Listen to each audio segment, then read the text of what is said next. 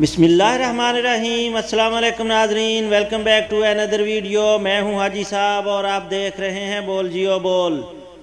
ناظرین، آج 14 نومبر بروز ہفتہ سعودی عرب کی اہم ترین خبروں کے ساتھ آپ کی خدمت میں حاضر ہوں۔ جدہ کے 9 علاقوں میں 5 دن پانی بند رہے گا۔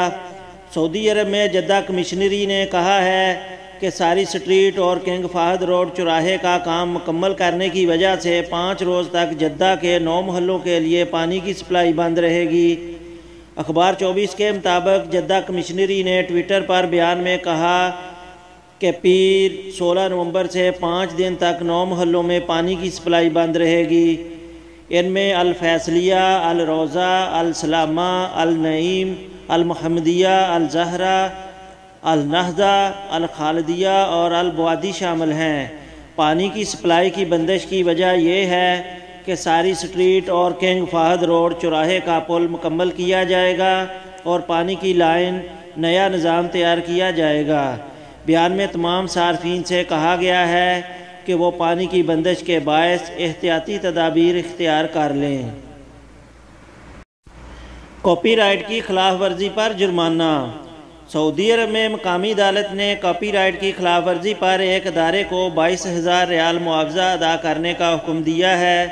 45,000 ریال جرمانہ بھی کیا گیا ہے۔ کاپی رائٹ نیشنل اتھارٹی نے بتایا ہے کہ ادارے نے میڈیا کمپنی کی اجازت کے بغیر اس کے منفرد ڈیزائن استعمال کیے تھے۔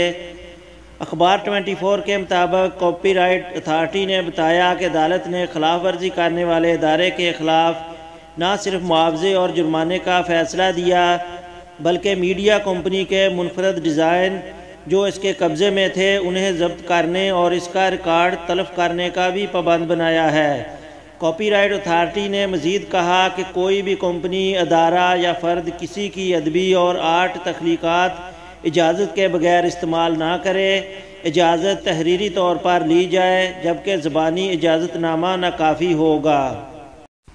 اپلیکیشن ٹیکسی ڈرائیوروں کو لوٹنے والا غیر ملکی گروہ گرفتار۔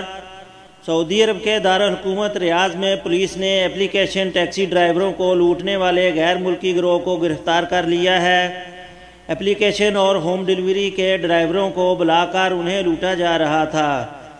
سعودی خبر رساں ادارے SPA کے مطابق ریاض پولیس کے معاون ترجمان نے بتایا کہ گروہ 6 افراد پر مشتمل ہے۔ ان میں 5 کا تعلق اور 1 کا بارکینا فاسو سے ہے۔